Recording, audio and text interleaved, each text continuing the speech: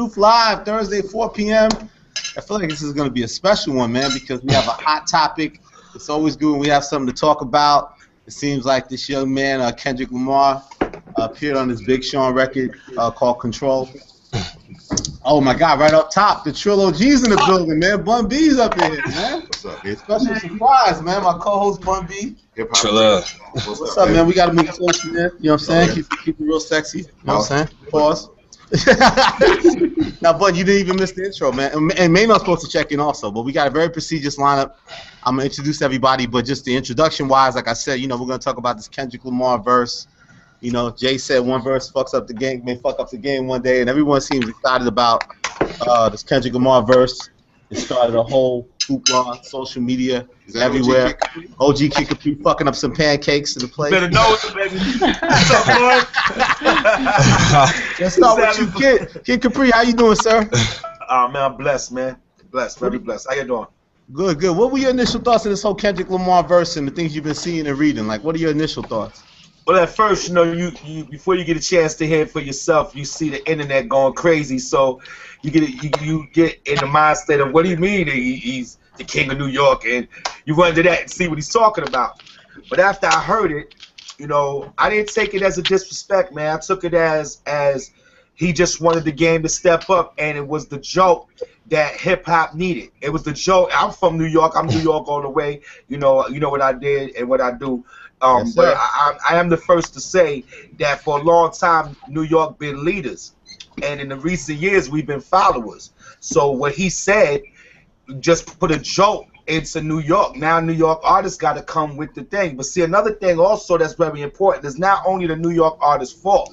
Our radio stations don't support our New York artists the way they're supposed to, in my opinion. You know what I'm saying? So you know that right there, when you don't have the support like that, it's hard to figure out which direction you're going to go in. It's hard to figure out what's the next thing to do. So now what you're doing is you have a whole bunch of New York artists, which is not a bad thing, but you have a whole bunch of New York artists doing a bunch of South music and a bunch of this music and a bunch of that music, something that's abnormal what they would normally do. So they have to find that medium of what is authentic and what's going to get across to the people that's going to make sense, instead of just trying to follow the path of everybody else that's what's going on. That's why artists like Outkast and, you know, artists like Kendrick Lamar, you know, they over here. While everybody's over here, they over here, and they get that attention because they different than what everybody else is doing. You see what I'm saying? If you got 20,000 people doing the same thing, after a while, it's like, God damn, it's enough of it. We don't want to hear it no more. We want to hear something else. Just for the record, too, like if people don't know the line that are watching, he says, I'm Machiavelli's offspring. I'm the king of New York, king of the coast. One hand, I juggle them both. So basically just asserting that besides his position in the West Coast, he feels powerful enough or confident enough as an MC to claim his place in New York hip-hop and at the forefront. Carly Hustle is in the house, Hot 97. You know, Kid mentioned radio. Obviously, you deal with the business of hip-hop all day, and you deal with the emphasis on New York a lot and the balance and how you have to do that and still program a station that has national appeal. Just give me some insight, like even more behind the scenes at the station, about people's reactions and feelings about the verse and, you know, how it's impacted you guys at all. I think most people are excited. I mean, I think it's just that kick in the ass that, you know, folks needed to really step up the bars. It's about the music. And I think there's a lot of complacency, generally speaking, with lyrics and hip-hop right now with products, and people are just kind of putting things out lackadaisically. And that doesn't just go for New York, it's just in general. And so I think it's just, you know, it was a nice breath of fresh air, like, okay, this guy's saying a little something, now we got to step it up. Yeah. My brother right here, Kyle Harvey. What's good, man? What's good, Elliot? How you doing, brother? How's everything? Good, good. Introduce yourself to everybody, and where are you based? And I want to get, what were your initial reactions when you heard the Kendrick Lamar record? Well, yeah, man. Oh, yeah, the verse is crazy, number one, but I'm originally from Wilmington, Delaware, you know, but I live in Harlem now, so I work for NBC News, and I'm over here at the Griel, and, you know, I'm the music editor, so. Cool.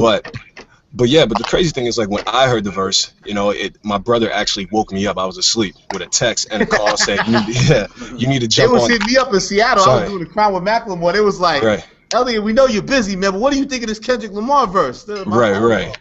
I was over here trying to take a cat nap, but he told me you need to go ahead and just get on the internet and just look on Twitter and just see the reaction. And as soon as I heard it, man, my mouth dropped. I got mad because he didn't wake me up earlier. But it was very strong. And I mean, just like Carly said, I think it was more of like a jolt, kind of like attention to call to arms, because hip hop has been lackadaisical for the past like 8-10 years. When people are actually proclaiming that lyrics don't even matter anymore. And I thought it was really strong for Kendrick, who is kind of leading the new school right now, to go ahead and just make this statement, not a challenge, more of a statement, like, come on, let's step it up. And he's done this pattern of doing it for the past since he's held the spotlight of just always trying to find a way to constantly change the game. So I mean, I thought it was really strong, very solid. Okay, we got my girl Ashley Gonzalez. Ashley, you're Team Drizzy all day, teamdrizzy.com. What were your feelings when your boy Kendrick stepping out? He even mentioned your boy on that thing. How you feel? Man, okay, so the thing is, I was at Big Sean's actually block party out in San Francisco. He did something with 106. In San Francisco? Yeah. And there was like a little scuffle kind of between Big Sean and some people there or whatever, so they kind of shut it down. What? Yeah, like I honestly. Scuffles fun and rap things? Nah, he did. He was actually doing his verse on the. Rappers get into scuffles? Y'all, San Francisco we played. So he was doing his verse on me, and they had a little scuffle, so they kind of shut it down. So I go on Twitter expecting him to kind of be like, "Yo, what's up, San Francisco?" And I see everybody talking about this verse, and like, people were just like, man, I felt like he said my name. Like everybody was taking such a strong impact on it, feeling it. People from all ages, different types, work in different places or whatever. So I heard the verse and I was just like, damn, like that was the realest verse, kind of like 2013. Like he just spit some bars. I wasn't mad. I didn't feel no disrespect to it. So I thought it was great. I think it's what hip hop needs. You know what I'm saying? It was like a fresh approach to how. Even though he was featured on someone else's song, he was like, well, this is my shine, I'm taking it, and he said what he had to say. So I respect the man for it 100%. And we got Essence Carson here. Essence, how are you? I'm good. People don't know your background. You're an WNBA, NY Liberty player, and you're an artist. What's going on? You do it all. Yeah, man. What are your thoughts being an artist about Kendrick's? And I've been doing music since I've been 9 years old, just playing different instruments. And like the production side, and now I'm an artist. But this verse, I love the verse. It brought back what hip hop used to be. He came hard on somebody else's song. I feel like nowadays someone get a little feature, they just try to do it to make the song just compliment the the lead artist.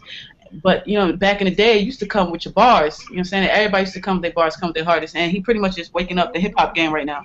I agree. I agree with Kid Capri when he said everyone's become complacent. And just following the South right now, because that's what's in. That's what's getting the airplay. That's what's in the clubs when you go out. That's what they playing. That's what everybody want to hear right now. So I feel like New York artists, East Coast artists, we falling into that whole realm of just sounding like someone else instead of bringing New York hip hop back to where it was. Yeah. Bun B, what were your initial thoughts? I think you said something on Twitter about when because it's real positive. Everybody seems to love it, but it also caused a lot of controversy. Like a lot of people were offended or mad. Other artists, especially East Coast based artists. Well, what was your thoughts? I imagine New York artists are supposed to feel a certain way. You know what I'm saying? I'm just going to be real. I would imagine if Kendrick had said he was the king of Houston, or the king of Texas, I would have felt a certain way. Hell, I felt a certain way when T.I. said he was the king of the South back in the day. Right. We didn't get into all rap thing. We talked as men or whatever. Yeah. But as far as Kendrick, making this verse, I think it's good to see passion in hip hop. That's what we don't normally see. Passion for the craft. Exactly. You know what I'm saying? And it's a good thing to see somebody that's literally considered one of the best in the industry right now, giving out a call to arms, so to speak. It's a good thing when the people who are mentioned are people who lyrically can stand up to the challenge. That's a great thing. It's also good to see, New York artists getting back to, battle rapping or whatever, because that's, primarily what hip hop in New York rap was based on. It was based on bravado. It was based on about machismo. It was based on ego. You know what I'm saying? And Kendrick verse got a lot of ego. I think it's a good thing to see people getting out there and getting busy on the microphone again. I myself, I'm a rapper. I consider myself a lyricist. I'm also a Southern lyricist. When I started, that term almost didn't even exist when I first started rapping. You know what I'm saying? So lyrics to me have always been important, you know. But I'm also a realist. And I know that a lot of us, you know, I'm a person, I love lyrics, but when I go to the club tonight, I don't know if that's going to change. Like, we get started in the studio, but we got to change the whole dynamic, you know what I'm saying? Like, the fan base has to want this too. It can't just be the art. We can't start making music that people don't want to buy, you know what I'm saying? Now, I'm not saying keep doing what you're doing, but we got to make sure that as we do these lyrical songs, I remember Kay Slade used to always say, if you're going to make a diss record, make sure people can dance to it. You know what I'm saying? That's the realist right and there. that's really what it's about. We got to continue to make great songs and great albums. We got to live up to the best of our abilities. You know what I'm saying? And the public has to want that too, because you got to understand, there's people that call into the radio stations and request these records. So somebody somewhere wants to hear what's being played. You know what I'm saying? So we as artists all collectively have to kind of, you know, rise to arms, so to speak. And speaking of like diss songs, I feel like with something like this, obviously, you know, he mentions people's names. So whenever you mention other MCs' names, like for clarity, people that don't know, he says, I'm usually homeboys with the same niggas I've been rhyming with, but this is hip-hop and them niggas should know what time it is. And that goes for Jermaine Cole, Big Crit, Wale, Pusha T, Meek Mills, A$AP Rocky, Drake, Big Sean, Jay Electron, Tyler, Mac Miller. I got love for you all, but I'm trying to murder you niggas. Trying to make sure your core fans never heard of you niggas. They don't want to hear not one more noun or verb from you niggas. So obviously, like, you know, you're supposed to. I'm an MC. I'm a lyricist. I'm jumping in there. You know, you're supposed to feel like everybody can jump in now too. Everybody got the junction if you feel something to say. The problem with his statement is that we live in a post-Tupac and Biggie society where we've seen rap battles go outside of the booth, off the radio, and jump out the TV screens into the real world. You know what I'm saying? What we want is a call back to battling, making the best records. Who can make the best records? Who can bring the best lyrics to the game? Who can take whatever it is that they do, whether it be so-called backpack rap, whether it be conscious rap, whether it be street rap, do whatever you're doing to the best of your ability. You know what I'm saying? We all been slacking or whatever. We all trying to get that corporate money. You know what I'm saying? And we all trying to play and say, we ain't trying to. We get it, man. You know, and a lot of us, we've been real complacent. You know, I'm going to keep it real. We've been real complacent. And we've been, you know, careful not to ruffle the wrong feathers so we don't get that Coke money or some Nike money. We're going to keep those boxes coming in, and that's real. You know what I'm saying? But if we really love this thing that we call hip-hop, man, then we got to treat it better. But it's like Kyle wanted to ask you, like, you're a music editor, you do listen to music all day. It seems like to me that people are disappointed with the responses. Like, I know a couple of artists jumped in, like Joel Ortiz, B.O.B., Lupe, Cassidy. If it wasn't a clear response record, there clearly were records inspired by Kendrick's verse. It seems like a lot of feedback's been like, it's not a takeover, it's not an ether, it's not that quality of like a response. So does that help the culture or hurt the culture? Well, I mean, I think any response is good, but, you know, I would have loved to see someone that was actually mentioned to go ahead and actually, you know, put out a response for it.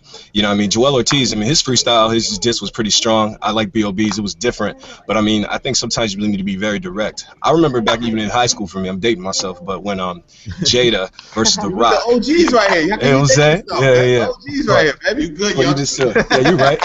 But not even still though, just growing up in the early 2000s, I remember when State Prop was going against the Lox, and they were just going back and forth between Beans and Jada. There was any type of the smallest inkling of disrespect, dishonor, there was immediate response. And I was waiting for those days to come back, but I mean, hopefully we'll get one. It's needed. I would love to see it. Well, I mean, I think the problem is that a lot of these guys, they're good friends. Right. And, you know, we have this whole thing where people like it's not a diss or whatever, but that doesn't mean it doesn't. Even if you don't take it as a diss, it still merits a response. And that's your name. And that's your name behind the song. Like, that's the one thing before. I remember with Drake and Common had that little beef back and forth. Like, Drake said a verse in passing and then left it up in the air. I appreciate Kendrick being very, very direct and making sure that his point is known. Like, hey, look, y'all, I'm looking at you guys too. Let's step it up, all of us together. So, yo, Kid Capri, you come from the era of battling and the foundation of the culture. Like, what do you make of the modern day battles? And like, do you feel like it's lacking something from the origin of where we came? Not at all. I think the battle rap thing that's going on right now is single-handedly saving hip-hop, if you ask me, in a lot of ways. Because you're hearing the best lyricists come out Everybody's going as hard as they can go, and that's the same thing. The same way these battle rappers that are applying themselves to battle rap is the same way that these artists got to apply themselves just as strong to these records that they make. You see what I'm saying? And it's not personal. You know, you get personal on your album. At the end of the day, Bun B was correct. Where's that strange voice coming from? I don't know, somebody making Our teacher, try to fix that. Not you, kid. Go ahead. Bun B was correct. K Slay was correct. If you're gonna make these type of records, you have to make sure the people are satisfied, can dance to it, radio wanna play it, you know. But I don't think people are satisfied with it. Like Carly, is there any of these disc records you feel like deserve rotation? They're all hot, or like are people really buzzed about right now? You're talking about the responses since yeah, Joel Ortiz, B.O.B. Lupe. We played the Joel Ortiz a couple. You broke that record, obviously. Yeah, with Flex. Yeah, with Flex. But I mean, and I think it was a respectable offering. But I mean, I don't think there's been a substantial response to that record that really matches what Kendrick was talking about. Like, I don't feel that the fire and that like, oh, you know, like he got him kind of feel. And I think make sure your volumes are down on your computers. There's some kind of background noise. I can barely hear myself. Huh? Who's talking in the background? Which feed? Somebody in the back got somebody talking behind them? Nah, over here. Right here. Kyle, it's you. Nah. It also, to me, Carly, it seems like it's. What I worry about, it just seems like now it's an open opportunity for a lot of East Coast artists to like get their shine on. You know what I mean? Like guys, maybe mixtape market. You know what I mean? Like they're coming out of nowhere. Like I got It's a great opportunity if you're from the East Coast and you want people that have never been really looking your way to hear what you got to say and how you get down and what you represent. This was the perfect 48 hours to do so. I'm pretty sure that all these artists gained some new followers just by putting this record out and responding to this record. I think the problem with radio and like the masses picking up on it is that they have in their mind fixated that they want to hear the Drake response. Yeah. They want to hear the J. Cole response, you know? Yeah. They want to hear responses, not just anyone's responses. And as far even when you talk about responses from New York, they want to, I know a lot of people online talking about they want to hear what Fabulous got to say. You know, because he said, I got to go find an open studio, and then he never followed up. Like Joe Budden jumped out there quick. Joe Budden might have been the first person. What about Jay-Z? I mean, Jay-Z is the king of New York, if you ask me right now. So, yeah, I was going to ask that. That was one of my questions. I wonder how he takes that. I think Jay probably thinks he's the king of more than New York. Yeah, but see, Jay being the king of more, I mean, everybody could chime in if they want, but like, why would it not be just clear that he is the king of New York, since he is the biggest and he's from New York? Like, is that title below him at this point? No, I'm not saying that. No, I'm not saying the title's below him, but I'm pretty sure in Jay's mind, like, I'm gonna keep it real. If I was Jay-Z, I would think that was light work. I would think that there was somebody, got to be somebody in New York that can handle that before it gets to me. You know, because if it comes to me and I gotta handle it, then I don't want to hear any more talk about who do what and who's what. Let me ask Ashley, because obviously you do you work for a Drake fan site. Do you as a fan want Drake to respond? Do you think he should respond? I think I want a response. You know, I want a couple of responses from people. If I don't get them, I'm not gonna die. It's one of those things where it's like, and if we do get a response, it's not gonna be a negative one. It's not gonna be like Kendrick. You know, people were saying, well, he disrespected Drake because Drake had put him on with tour and everything. People became more familiar with Kendrick's name. But at the end of the day, what Drake's gonna give to us is Drake's gonna give us a hot record. Like, he's gonna give us that record that is a diss, like Stay Scheming. We play that in the club so many times, you know? So he's going to give us that record that we're looking for, like that hot record. And if anything, I feel like Kendrick is, like, he's setting up a platform for Drake, and I know Drake's going to, you know, he's going to meet that expectation. He's going to drop that hot record. And I feel like, if anything, that's what people are waiting for. The responses we got so far are, I'm not going to necessarily say that it's not something we want to hear, but what Bun was saying, it's not something we can necessarily play at the club. It's not something that I'm going to have on repeat on my iPod, not something I'm going to download, nothing like that.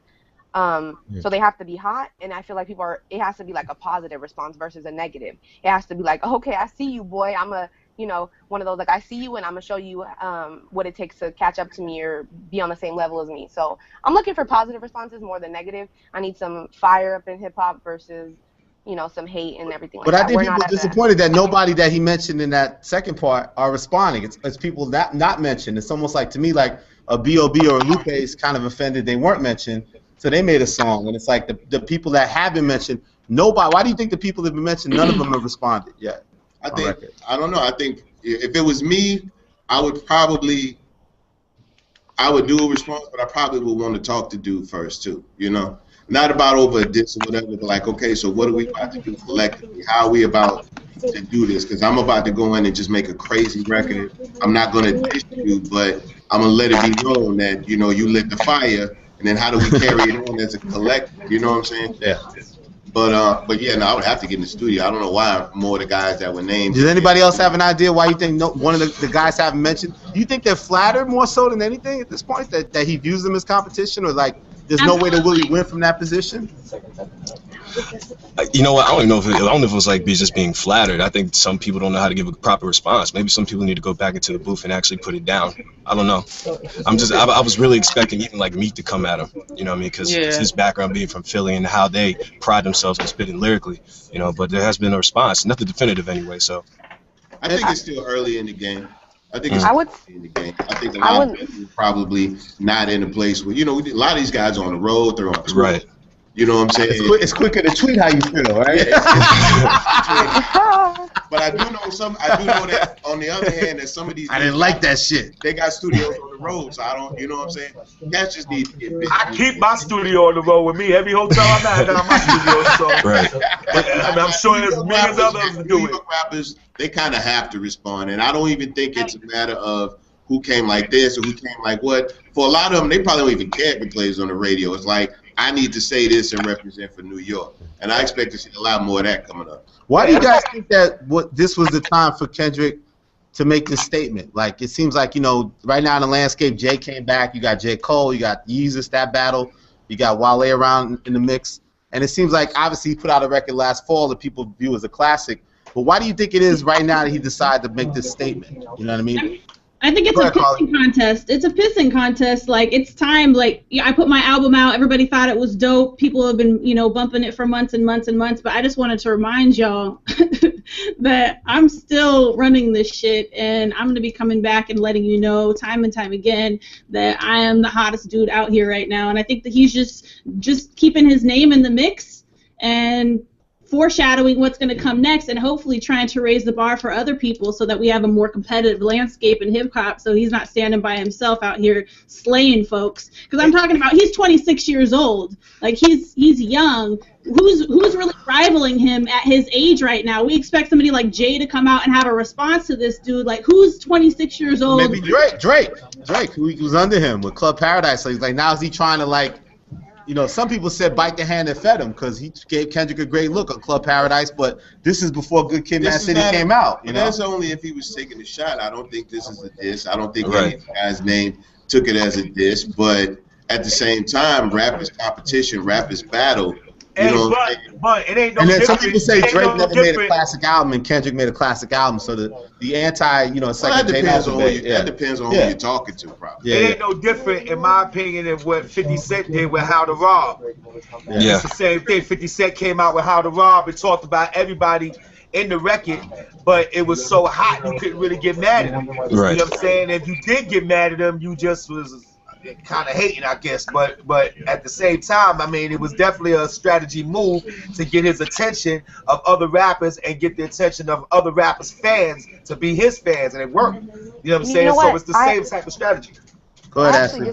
I disagree. Like, you know, I kind of think that, like, as much as people, like, they put a lot of, like, I don't know, they try to make it seem, well, he dropped this because of this reason. Like, what is Kendrick Lamar? He's a rapper. You know, he's a rapper, so this is what he does. I don't think it was one of those, I'm gonna drop this because Cole just dropped an album. And no, I didn't say that. I didn't say that either. But what I did say was that it wasn't. It's not worth nobody getting mad over it. That's my point that I was trying to make. Kendrick Lamar, hold on a second. Kendrick Lamar already made his point. He already made his mark. So we're not talking about do he need to get in the industry by disrespecting somebody. We're talking about people that's gonna take the consideration of knowing that he don't mean any harm by it, and this is a way for people to not put so much into it, because 50 Cent did the same thing and nobody taking that personal. And 50 Cent went hard at people, like he was telling people, I'm ready to rob you. You know what I'm saying? But nobody took it with that intent, with that bad intent. So I don't understand why it's such a People big, seem more big offended deal by the King of New York and against from New against York and Kendrick. that kind of thing, like you were saying a little earlier, Bun. Yeah. Yeah, I You know, think. Yeah. I've been wondering think this myself because I don't think anybody has addressed this. You know, we realize that this story's been going on for the last couple of days, and we've had no comment from Kendrick Lamar. So basically, you I was have just thinking that. Everybody's going crazy. He people. said nothing about it yet. The entire Yeah. world is basically speaking Yeah. on behalf of Kendrick. every opinion. You know what? Real Yeah. talk. Real talk. What it's supposed Yeah, to he's be. sitting back. We're Yeah. all just kind of sitting back. We're speaking for Kendrick. No, some Kendrick- people said he was a puppet master because he just is sitting back and not some reaction. I would love to see if it was even that deep of a thought. You know what I'm saying? Yeah. Right. Yeah. Like He's probably, you're right. He's probably saying this so. No, because this was lost in it too, though. Is that nothing about it. Right. what's probably lost like, in why? it too is He's that like, you know why? you mentioned Kid Capri, you mentioned the word strategy, and obviously at the end of the day, I think what's getting lost also too is that this is Big Sean's record. It was his record. Yeah. He got the guest verses. He got Jay Electronica. He got Kendrick Lamar. In my opinion, he should have never put that record out. No, he's Like, supposed to put that record No, out. I don't think he should have. For No, he's him, supposed I don't to think put it. that I don't record think it out. Like benefits he's- him. But like he said, Like he's not here to please the love of but hip hop like nation. But He's like here he to love said him. himself, like he had to put that record out. He's not a whole ass. He didn't nigga. have to put that out. Yeah, no, he's Nah. supposed to put that out. Yeah. What do you He was think? I, don't supposed think, to put I that think out. he made a big mistake by putting that record out. I think Because No, I think it was strategic. That It had to be that record does strategic. not make anybody buy Hall of Fame. That doesn't help you Right. promote what you're selling, That's right? got At the end of nothing the to day, You know, it does. That's why you put it out. This No, is he a dope put it out. record. He put it out because if you read his tweet, he put it out because this was not a but record you're for radio. losing sight of the This big was picture, three. though. This was three MCs going hard. We wanted to give this to the people. I had a great record. I couldn't put it on my album. LA, you've been in this game for a long time. Cats leak these kind of records all the time. I know, but you got to be strategic in what you leak. So why are you knowingly going to leak a record where people are generally going to feel like this person did something that's I going to think- garner more I attention? think the Big Sean fans are going to go buy that album. He's got no problem. What do you got? What do you think, Kyle?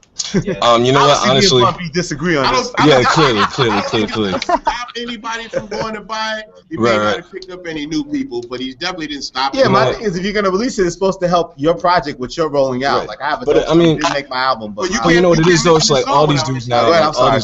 it's like all these dudes are, they're friends at the end of the day, which I think is kind of crazy. But I think maybe Big Sean just saw his album as just a platform for hip hop. You know what I mean? Let's go ahead and put the competition on here. He talks about being an OG into the game, and just to have this type of record, if not for his product, it's just going to be for just for the good of culture. I mean, just letting Kendrick go over there and basically just renegade his whole song, it had to be something you had to think about. Because if anything, that was Eminem's coming out party going toe to toe with Jay-Z. So we'll see what happens.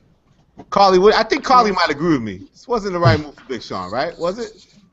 Great move for us. We love it. Right. He spoke on it and he said that he basically sent it to Kendrick and Kendrick sent it back and he was like, well, I wasn't going to go and change my verse after I heard his because that's, some BS. So Yeah. he's like, I wanted to do it for hip hop, blah, blah, blah. And I mean, I think it was a good move for us as fans, obviously. Right. But That's some Big flex. Sean, They got a lot of explaining to do. right, absolutely. Big Sean and Jay Electronica, though, they look like shrinking violets in this scenario. Right. And even just from the journalist perspective, it's just to be able to cover it. It's fun. There's a lot of times we get to do these redundant stories and we're not really too creative with our paths. But for something where his lyricism is actually at the top when he's one of the most elite, it makes coming into work, even though it makes it a lot more easier for me to enjoy my job talking about hip hop, like quality hip hop every Good day. for us. Believe me. That's it. So, You've been you know real how it is. quiet. What do you think Big Sean made the right move? Does it help him in the end or not? In your I opinion? mean, I don't, honestly, I don't think it really helps nor hurts him. You know what I'm saying? Gotcha. I just think he puts it out there just for the hip hop community. You know what I'm saying? Like, for those group of people that may think that, I don't really, may not respect him as this type of lyricist or this type of artist, and, in that realm, you know what? I'm going to give you what y'all really want, which I really need at this point. And I mean, at the end of the day, hip hop needs this right now. You can't deny that. Hip hop, just the whole culture of hip hop. You know what I'm saying? Everything repeats itself. History repeats itself. Just bringing it back full circle. You know what? It's time to, bring it back. Bring real rap, real lyricists back to hip hop. I'm not discrediting anything else because I love music. You know what I'm saying? All across the board. I love music. I'm gonna be in the club. I'm tearing it down, turning it up, or whatever. It doesn't matter. But you know what I'm saying? New York has been gone for a minute. Without without saying discrediting like the big wigs or whatever, like the Jays and Nas and anything like that. But every other New York artist that's trying to come up right now, it's so hard for them right now. It's so hard because they're not being who they are. They're not being. They're just putting on a mask and just trying to be someone else just because they just trying to get out of Isn't it just about that? In the past, New York was the dominant. We were the dominant force of the culture. We stopped being that. So it's like, right. Yeah, you can't be mad. Hip hop left New York and went out to other places in America, and those places were able to impact hip hop to the point where we influence the culture. Like the same way we in the South were influenced by New York artists. Now you're influencing us. Southern artists are influencing New York artists. Like, there is a Southern sensitivity that exists in hip hop that is never going to leave. We've come in a very strong force musically and lyrically. So that's the Southern sound is not going anywhere. Yeah, but you're right. Yeah, definitely. I grew up in love with New York hip hop, and there's certain things that I still could go and get. Don't get me wrong. There's still Deshaun Prices out there. People like the terminology that are still out there trying to do East Coast hip hop, New York hip hop. People like Joey Badass, people like Graf. They're out there really trying to still do. And Carly gets him in that Who's Next series of Hot 97. You know what I'm saying? But I mean, it's this. Look, if you're a rapper, you got to say something. It doesn't matter if a million people play it. It doesn't matter if people get it. My problem with all of this is the short attention span of hip hop artists and fans. How long are we going to hold on to this ideal? Like, what happens in hip hop to stop us from paying attention to this? How do we keep this at the forefront?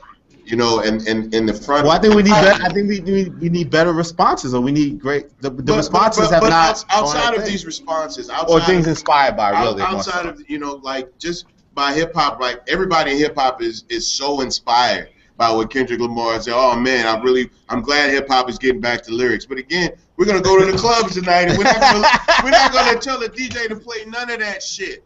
Okay, so let's keep it real. Right. How long does the attention span for the fans and the people really last? You know what I'm saying? Like, but can't we just strike a better balance? Like, can we have? I think that's what it is. Catchy ass hooks like Future, but then still have great 16s in between these catchy ass hooks. I mean, can we put a Future hook on a DJ Premier beat? And let somebody do that. Like, we don't. Kyle's getting excited. You know what I'm saying? I mean, what can you do? Like we have the best and the worst thing that ever happened in rap. Right. And here's another thing. Like, who's to say that people like Drake and J. Cole aren't already doing this at the top? No, my theory is that. My theory actually is that. That's what I thought when Drake started from the bottom and then he dropped the 5 a.m. joint. Yeah. That wasn't no South record. That wasn't no Midwest record. Those were hard records. Yeah, 5 a.m. and Drake. And he proved that you don't have to follow a different path. You can stay on your hip hop shit, but just do the right music. And those two right there proved it. That 5 a.m. joint, that's straight New York to me. That's hard. Like, and it was hot. It's just the way you get it across. I wonder, because Ashley, obviously we know Drake's finishing up his album.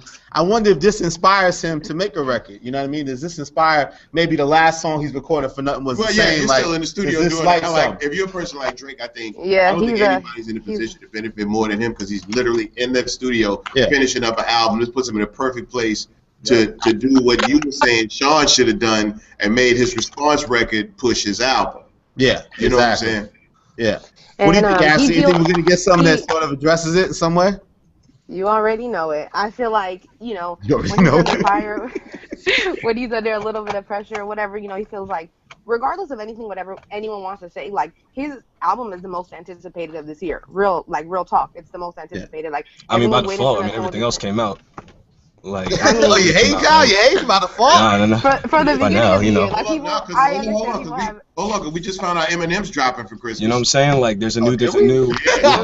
We'll see. I don't know. Maybe I'll just. Okay. I'm a Drake fan too, so get the Team Drizzy. Go ahead. Let Ashley finish first, though. Go ahead, Ashley. When that whole Common thing went down, like, Stay Scheming, like, still to this day is one of the hottest. Like, I play that. Love Stay Scheming. How is that? That's my shit. That's my jam.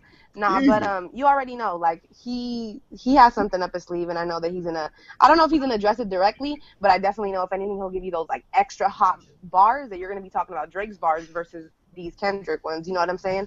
So I mean, I hope we get a response. He's in the studio. I'm sure it's all fun and games to him. So I think he'll. I think we'll get it.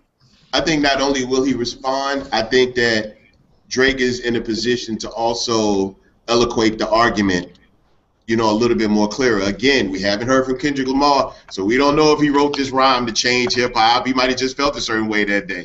Like, like I'm a person that when I'm in the studio and I'm getting ready to record my new album, I don't like nobody's shit. I'm gonna keep it real.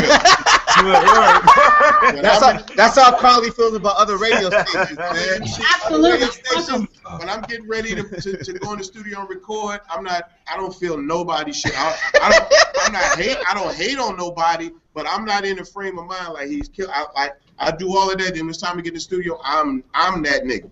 But speaking of that, what do you think? What do you guys think Kendrick's assertion means in the overall landscape? Because I mean, obviously, it seems like you now have still an established guard like yourself, like Hov, like Nas, like Eminem, that still have people. Wayne's a veteran, Kanye's a veteran, and then you have the new generation. You have Drake, you have Kendrick, you have Big Sean, you have these guys. Like, is it just a point where, like, some people thought maybe with my Jay-Z interview when Jay gave Drake props and said he's the Kobe Bryant, that maybe a Kendrick gets offended by that? Does that light a fire? Like, what do you think of the whole thing? Everything lights a fire. I'm an MC. You have to be very careful because we believe everybody is dissing us on the low.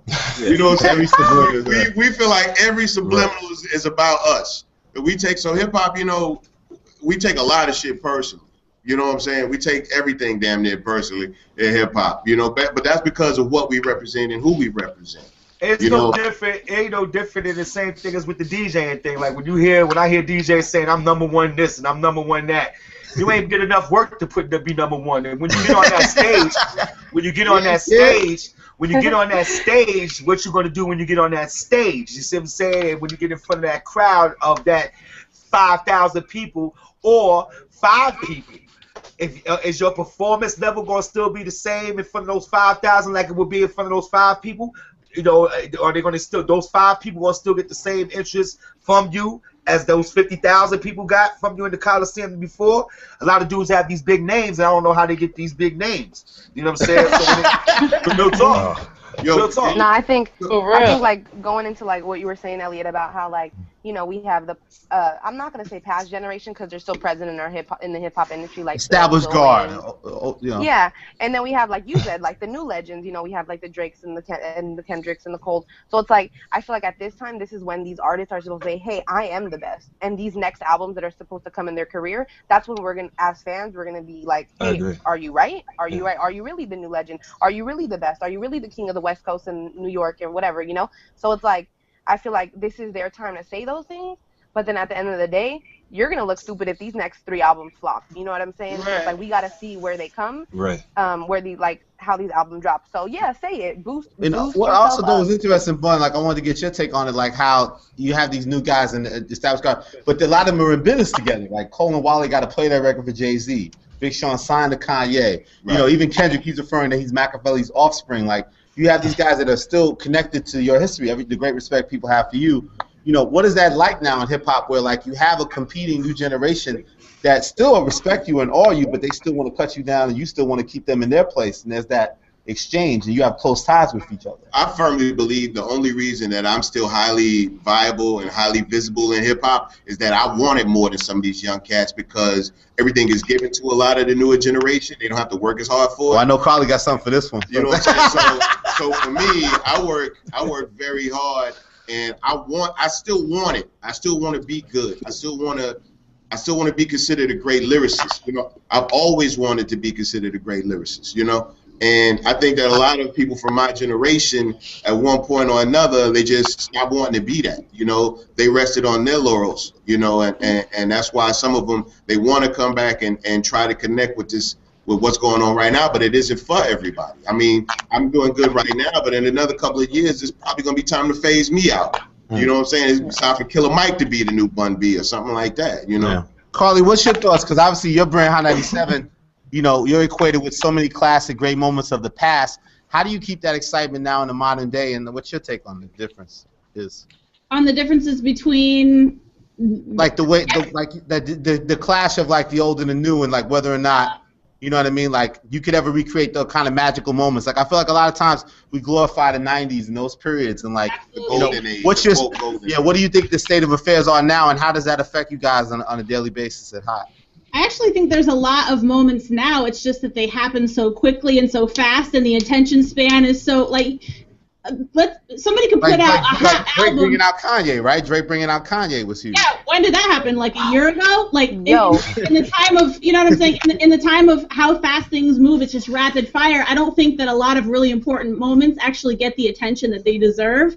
This moment is actually lasting a little longer than I thought it would. I was like, all right, 48 hours and people aren't going to give a shit anymore. Somebody can drop a classic album and you forget about it the next month. Like, you're not talking about it anymore. So I think there's an attention problem. I think things are very rapid fire. I think technology has the pace of things moving very quickly, and I also think there's a lot of entitlement in general and taking for granted a lot of talent and what it takes to put together hot albums and what it takes to put together what Kendrick did on this record. Like, yeah, maybe for him he just sat down and wrote it, but he's been putting out mixtapes since he was 16 years old, and a lot of people think that he's an MC that just was born overnight. They don't see the long plan of what this looks like, how long it takes to be able to craft yourself to get to that level.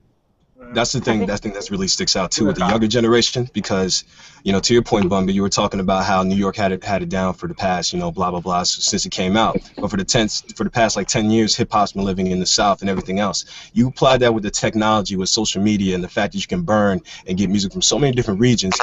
It's not really surprising to see so many artists kind of sound the same and are have the ability to go talk to someone from the South and do a track down there. I mean, ASAP alone kind of reminds me when Lil Wayne started doing the things like Jim Jones and Dipset did in Harlem, but in reverse. I mean, his flow and everything that he does is not naturally all the way through New York, but he takes bits and pockets from the Midwest, the love for the South, and even with Houston. So you know how that goes. I just think it's this new generation right now are truly students of the game and of the legends and lyricists.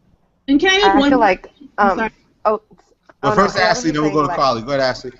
I'm just saying, because I'm 20 years old, so I am the new generation of fans of hip hop and everything. So I wasn't there when Jay-Z dropped like one of his greatest albums. Like, how old was I? Like 7, 8, whatever. You know what I'm saying? So to me, like, someone had said, they were like, as great as a song can be, it's going to be that connection you make in your life, wherever you are in your personal life, when you hear that song. Like when I was at OVO Fest, you were right next to me, and they Diddy and Mace did Mo Money Mo Problems. Like, tears literally came out of my eyes because I have a personal connection. I tore that stage down at OVO. Yo, that was crazy. No, but like I have that personal connection to that, that music, at that time. So I feel like as far as like the attention span, it's like there's a lot going on. As far as like the younger fan bases and stuff, we have to keep up with like the older hip hop.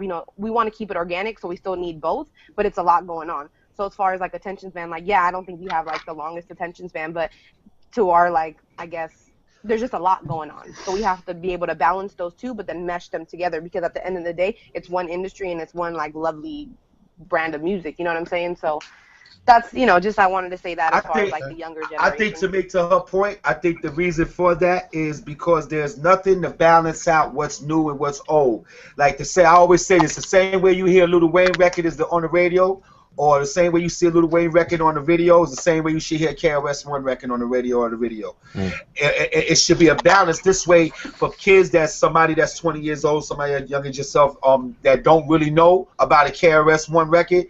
This is an outlet for you to hear it, and you can see it, and it gives that artist a platform for him to keep going and keep being on the road and doing what he has to do. There's a lot of groundbreaking artists that been the man and been so big up here, and then you don't hear them no more because there's no outlet for them to be heard, and the kids don't know about them because there's no way for them to learn about them. We don't take care of our legends. Yeah, we don't take care of the legends. It's important for like younger artists to work with those older artists at the same time, like, exactly. Because at the same time, it's like if I didn't know about that artist or whatever, like, and one of my favorite artists drops a song with someone who's like, was more popping, let's say like 10 years ago, like that gives me the opportunity. Okay, well, let me go study their music. So at the same time, right. it's like someone like you, like the way you've been able to, with Drake, to connect to the new generation. Yeah, like, but see, that's the problem. We have a lot of people from my generation and even the generation before me that shit on the next generation. Yep. You know what I'm saying? It's like, again, hip hop has a lot of ego. There's a lot of, let me tell you something. Nobody comes from nowhere. We see all these little dudes. We see everybody. Okay, no, I'm being real. We always have. Cats saw me when I was coming up, and there was some people that chose to acknowledge it, and there were people that chose to ignore it. You know what I'm saying? And that's what happened. There's been a lot more ignoring than acknowledgement because everybody's so concerned with holding on to this spot. Is it like a hazing? Do you think it still exists? No, it's beyond hazing.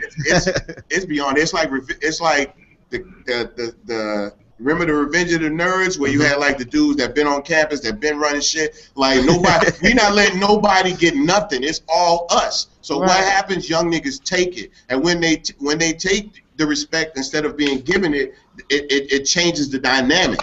And that's what's happened in hip hop, man. A lot of people, and Capri's been around here. Kid, if I'm lying, kid, stop me. We know a lot of people from our generation that shit on Kid. They thought they was hot. They fronted on kids. Those kids came up, and now cats want to come through and get love, and they can't. And that's why the South blew up so bad, so big, because at one time, South music wasn't even being played in New York at all, and they got shitted on so much. As soon as they got that spark to get on, you got to remember, we the East Coast, we New York, and we, you know, Jersey and Virginia and all that, but the South is the South. And the Midwest is the Midwest. These are big places. You have more people that's going to support that soon as they get their way. And the same thing with the West Coast. When the West Coast sparked off, when the G-Funk ever came out, the whole West, you can go platinum in California by itself at that time. You can sell just in California and be a platinum artist. You know what I'm saying? You couldn't do that in New York. We never, it was New York as mixtapes and stuff like that. We wasn't really buying records, but Midwest and down south going to support their artists. I see artists that's on right now that's rich, still in the street down south, selling tapes and putting their tapes out to people and passing tapes out to people, and they don't have to do it. They rich, they already set. But the togetherness in the South and in the Midwest is different than what we did in New York. That's what so happened true. was We're more worried about.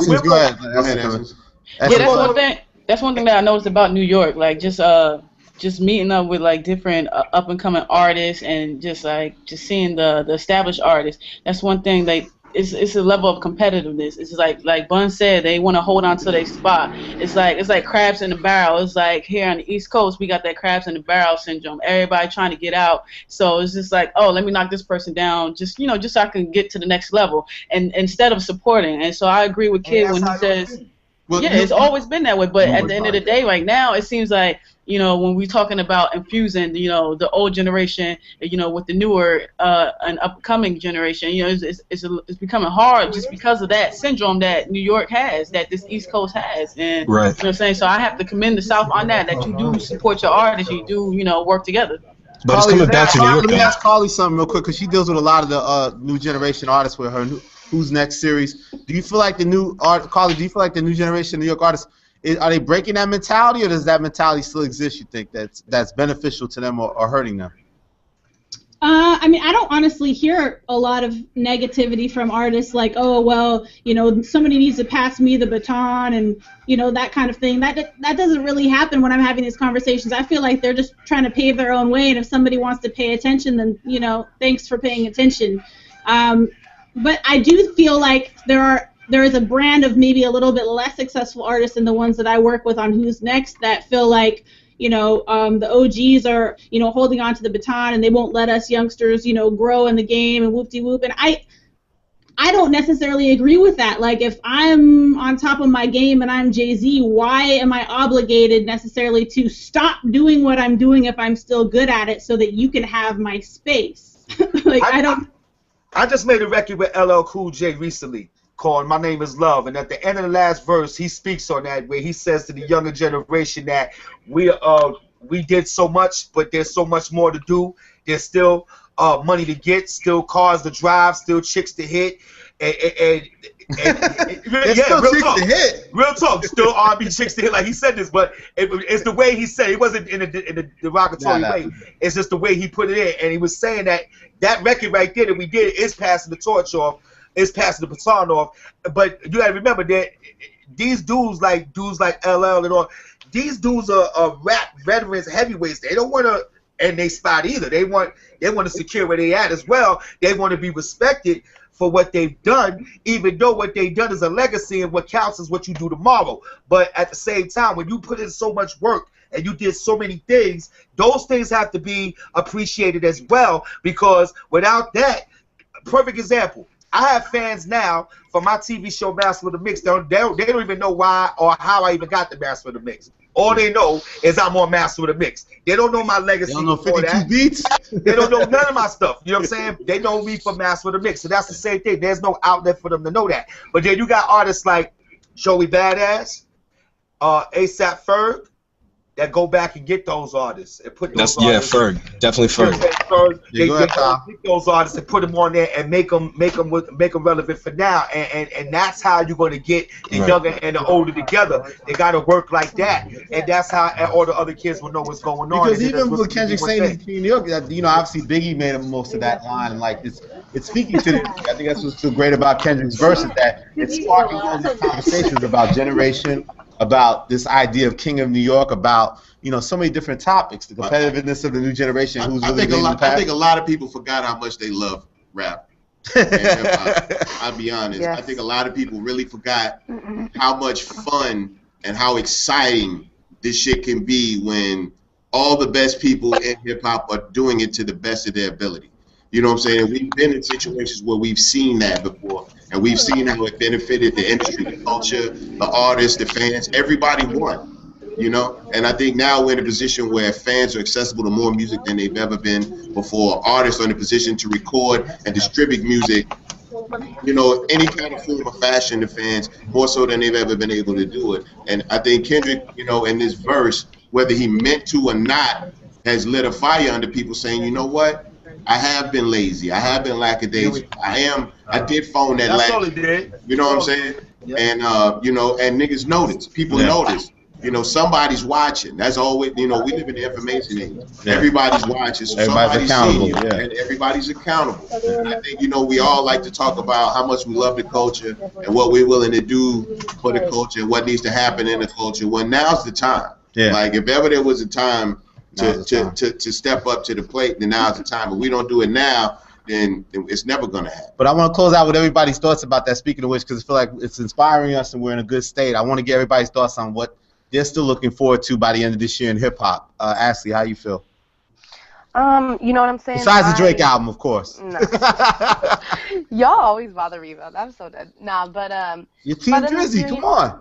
Repping them always, you know what I'm saying? Nah, but I think hip hop is in its prime right now. I swear I can't. Like, sometimes, like, I'm in college right now, majoring in journalism, and I be in class, I'm just thinking, you know, I'm on Twitter seeing what's new in hip hop. Like, that's, you know, that's what I'm thinking about right now. And you know, I guess I'm lucky to be a part of a generation where, you know, hip hop is becoming everything it was 10 years ago when I wasn't around. And by the end of the year, you know, I think we're gonna see a lot of great artists develop into legends. And, you know, I hope everyone's ready for it. I hope people aren't as you know, don't criticize people, like, artists that much, because at the same time, like, you got to let them live. And I don't know, I'm excited to see what's going to happen. I'm excited. I think there's going to be a lot of surprises, a lot of great things happening within the next year or two. Kid Capri, what are you looking forward to for the rest of the year, hip hop? Kid, I can't hear you, kid. Oh, we can't hear you, kid. Let's come back. We'll get you right. Essence, can you hear me? Yeah.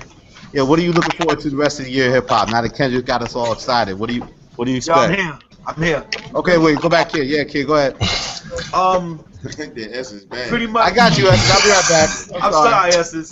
Pretty much original stuff, original things. I want things that's gonna keep me excited, like always. You know, I would like to see. You know, I'm a real big fan of the battle rap. I watch Smack all day. I did the Gnome 3 with them. I was supposed to do the new thing that they got coming up, the Summer Madness 3. I couldn't make it, but I'm a real fan of that because I see a lot of diversity in these kids, and, you know, I just want to see that in the music. I want to see, you know, I play these records at my parties every day all around the country. So, you know, at times I get tired of the same thing. I love what I hear, but, you know, I just want to hear different things. Like with Kendrick Lamar, man, he was definitely a breath of fresh air to me. I ain't mad at the kid for saying what he said. You know, as long as he put it in his proper context, as long as what he meant wasn't to be derogatory against New York, I'm all for it, man. So I just want to see some changes going on. That's it. It's Essence time. Essence, how are you? Sorry. Well, I'm looking forward to that competitiveness, you know, that wanting to be the best. Now that he's put that verse out there, like he said, raising the bar, making everybody, you know, get up, you know, out their seats and actually go in the booth and put in some work, you know, instead of, you know, just being complacent like we've been talking about this whole hour. I mean, let's see. I want to hear what everybody gonna come with, not exactly as a response to this, but the inspiration that it brings back to the game and the inspiration that it brings to these artists. So I'm really looking forward to that. Carly, what are your final thoughts? I'm excited for more moments. I love these kind of moments. It opens up dialogue. It gives people an opportunity to debate and show passion for the culture. And I'm excited for more people to say that they're the king of New York or the king of the South or wherever they're from and really prove it. Put your bars where your mouth is, man. Let's go. This is hip-hop. She reeled it. Go ahead, Kyle. Yo, I mean, before we talked about it, saying like this summer was kind of special for hip hop, but I mean, I think you just got to expand that for this past year. Ever since Good Kid, Mad City came out, it just seems we're getting a lot of good quality and quantity at the same time with music. And you know, it makes it fun to cover, like I said before. But I just like Kendrick and this new generation of people holding people accountable and in check. We've been around here too long doing this. We've seen OGs and people pride us coming in the game and seeing what they can leave their mark on. So I'm just ready for everyone to go out there and get it. There's a lot more hip hop coming out, so let's make it happen. Speaking of Get getting, that we gonna get a corporation Bun B money. album, and we getting Eminem, we getting a Bun B album, man. What we doing, Bun? Yeah, you're finna get a lot of Bun B music, man. You just keep your eyes open, man. Like I hit you with one of the Kid Capri beats, Bun. Well, are we getting? Are we? Besides are you, we Bun, what are getting you a Drake looking and for? Bun B Close this track? out. What are you looking forward to? You think the rest of the year? Your viewpoint. The reality is that all the names that Kendrick said on that song, they are the people that are actually bringing fresh air to hip hop. They're part of the collective with him that are helping to change the game, bring in represent new regions, take hip hop to new levels. And as good as they're doing what they're doing, if they can do it even better, I think we'll all be better off for it. I think hip hop artists that weren't named in that song that feel a certain way. Oh, they feel a certain way. You know, hey, they feel some type of way. Look, you need to go in the studio. You need to go in the studio and rap so goddamn good that the next time somebody like Kendrick Lamar brings up names that have to be in the conversation, that you're one of them. Yeah. Yep. That's the reality. Yeah, so it was a hard time for a couple people this week. It's been a tough week. It's all right, man. Hey, it's gonna be a tough year. Nah, too. it's a wake up call, man. I'm glad hip hop's in a great state. I'm glad you guys are able to take the time, man. It's a hot topic, man. We'll see how much legs this has. Man, we might still be talking about this months from now, man. But we got to thank Kendrick Lamar. Like you said, he's speaking only through the music, right? Only through the music. I can't wait to hear Kendrick Lamar's personal statement about this verse. Yeah. Me too. It could be the deepest thing we've heard a hip hop artist say in a long time, and it could be like, I ain't know it was that serious. That's what I'm thinking. For sharing your personal statements, man.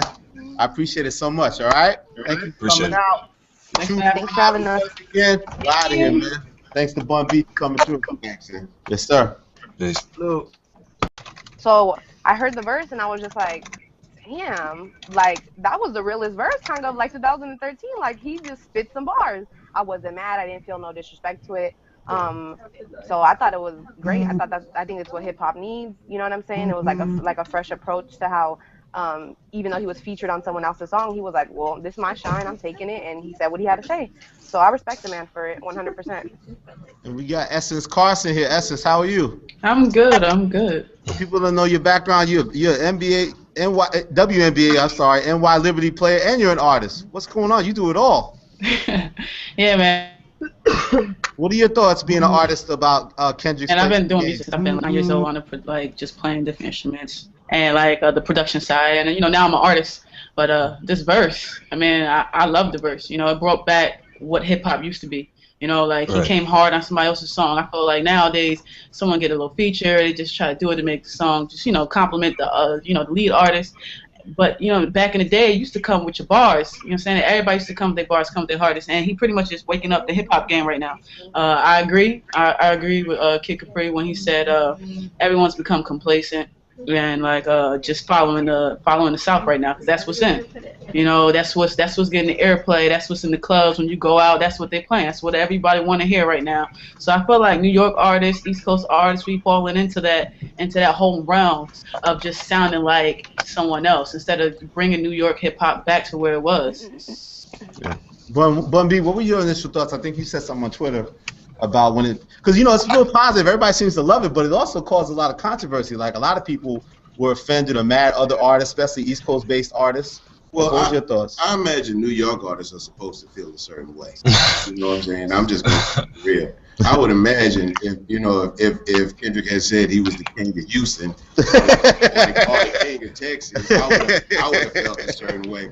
Hell, I felt a certain way when T.I. said he was the king of the South back in the day. And where are you based? And I want to get, what were your initial reactions when you heard the Kendrick Lamar record? Well, yeah, man. The verse is crazy, number one. But I'm originally from Wilmington, Delaware, but I live in Harlem now. So I work for NBC News, and I'm over here at the Griel, and I'm the music editor. So, cool. But the crazy thing is, like, when I heard the verse, my brother actually woke me up. I was asleep with a text and a call saying, you need to jump on. They was hitting me up in Seattle. Sorry. I was doing the Crown with Macklemore. It was like, right. Elliot, we know you're busy, man, but what do you think of this Kendrick Lamar verse? Right.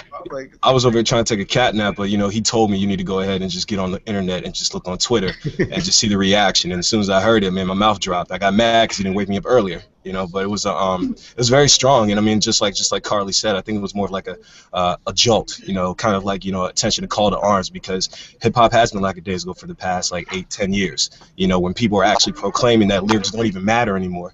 And, I thought it was really strong for Kendrick, who is kind of leading the new school right now, to go ahead and just make this statement, not a challenge, more of a statement, like, come on, let's step it up. And he's done this pattern of doing it for the past since he's held the spotlight of just always trying to find a way to constantly change the game. So I mean, I thought it was really strong, very solid. Okay, we got my girl Ashley Gonzalez. Ashley, you're Team Drizzy all day, teamdrizzy.com. What were your feelings when your boy Kendrick stepping out? He even mentioned your boy on that thing. How you feel? Man, okay, so the thing is, I was at Big Sean's actually block party out in San Francisco. He did something with 106. In San Francisco? Yeah. And there was like a little scuffle kind of between Big Sean and some people there or whatever, so they kind of shut it down. Yeah, like I honestly. Scuffles fun and rap things? Nah, he did. He was actually doing his verse on. Rappers get into scuffles? Y'all, San Francisco we played. So he was doing his verse on me, and they had a little scuffle, so they kind of shut it down. So I go on Twitter expecting him to kind of be like, "Yo, what's up, San Francisco?" And I see everybody talking about this verse, and like, people were just like, man, I felt like he said my name. Like everybody was taking such a strong impact on it, feeling it. People from all ages, different types, work in different places or whatever. It's hard to figure out what's the next thing to do. So now what you're doing is you have a whole bunch of New York artists, which is not a bad thing, but you have a whole bunch of New York artists doing a bunch of South music and a bunch of this music and a bunch of that music, something that's abnormal what they would normally do. So they have to find that medium of what is authentic and what's going to get across to the people that's going to make sense, instead of just trying to follow the path of everybody else that's what's going on. That's why artists like Outkast and, artists like Kendrick Lamar, they over here. While everybody's over here, they over here, and they get that attention because they different than what everybody else is doing. You see what I'm saying? If you got 20,000 people doing the same thing, after a while, it's like, goddamn, it's enough of it. We don't want to hear it no more. We want to hear something else. Just for the record, too, like if people don't know the line that are watching, he says, I'm Machiavelli's offspring. I'm the king of New York, king of the coast. One hand, I juggle them both. So basically just asserting that besides his position in the West Coast, he feels powerful enough or confident enough as an MC to claim his place in New York hip hop and at the forefront. Carly Hustle is in the house, Hot 97. Kid mentioned radio. Obviously, you deal with the business of hip hop all day, and you deal with the emphasis on New York a lot and the balance and how you have to do that and still program a station that has national appeal. Just give me some insight, like even more behind the scenes at the station, about people's reactions and feelings about the verse and how it's impacted you guys at all. I think most people are excited. I mean, I think it's just that kick in the ass that, folks needed to really step up the bars. It's about the music. And I think there's a lot of complacency, generally speaking, with lyrics and hip-hop right now with products, and people are just kind of putting things out lackadaisically. And that doesn't just go for New York. It's just in general. And so I think it's just, you know, it was a nice breath of fresh air. Like, okay, this guy's saying a little something. Now we gotta step it up. Yeah. My brother right here, Kyle Harvey. What's good, man? What's good, Elliot? How you doing, brother? How's everything? Good, good. Introduce yourself to everybody. Truth Live, Thursday, 4 p.m. I feel like this is going to be a special one, man, because we have a hot topic. It's always good when we have something to talk about. It seems like this young man, Kendrick Lamar, appeared on this Big Sean record called Control. Oh, my God, right up top, the Trillo G's in the building, man. Bun B's up in here, man. What's up, man? Special surprise, man. My co-host, Bun B. Trilla. What's up, man? We got to move closer, man. You know what I'm saying? Keep it real sexy. You know what I'm saying? Pause. Now, Bud, you didn't even miss the intro, man. And Mayno's supposed to check in also, but we got a very prestigious lineup. I'm going to introduce everybody, but just the introduction-wise, like I said, you know, we're going to talk about this Kendrick Lamar verse. You know, Jay said one verse fucks up the game, may fuck up the game one day, and everyone seems excited about this Kendrick Lamar verse. It started a whole hoopla, social media, everywhere. OG Kid Capri fucking up some pancakes in the place. Better know it, baby. What's up, boy? Let's start with you, Kid. Kid Capri, how you doing, sir? Man, I'm blessed, man. Blessed, very blessed. How you doing? Good, good. What were your initial thoughts on this whole Kendrick Lamar verse and the things you've been seeing and reading? Like, what are your initial thoughts? Well, at first, you know, you before you get a chance to hear it for yourself, you see the internet going crazy. So you get in the mind state of, what do you mean he's the king of New York? And you run to that and see what he's talking about. But after I heard it, you know, I didn't take it as a disrespect, man. I took it as he just wanted the game to step up, and it was the joke that hip hop needed. It was the joke. I'm from New York. I'm New York all the way. You know what I did and what I do. Yes, but I am the first to say that for a long time, New York been leaders, and in the recent years, we've been followers. So what he said just put a joke into New York. Now New York artists got to come with the thing. But see, another thing also that's very important is not only the New York artists' fault. Our radio stations don't support our New York artists the way they're supposed to, in my opinion. You know what I'm saying? So, you know, that right there, when you don't have the support like that, it's hard to figure out which direction you're going to go. Right. We didn't get it all rap, and we talked as men or whatever. Yeah. But as far as Kendrick, you know, making this verse, I think it's good to see passion in hip hop. That's what we don't normally see. Passion for the craft. Exactly. You know what I'm saying? And it's a good thing to see somebody that's literally considered one of the best in the industry right now, you know, giving out a call to arms, so to speak. You know, it's a good thing when the people who are mentioned are people who lyrically can stand up to the challenge. You know, that's a great thing. It's also good to see, you know, New York artists getting back to, you know, battle rapping or whatever, because that's, you know, primarily what hip hop and New York rap was based on. You know, it was based on bravado. It was based on about machismo. It was based on ego. You know what I'm saying? And Kendrick verse got a lot of ego. I think it's a good thing to see people getting out there and getting busy on the microphone again. You know, I myself, I'm a rapper. I consider myself a lyricist. I'm also a Southern lyricist. When I started, that term almost didn't even exist when I first started rapping. You know what I'm saying? So lyrics to me have always been important, you know. But I'm also a realist.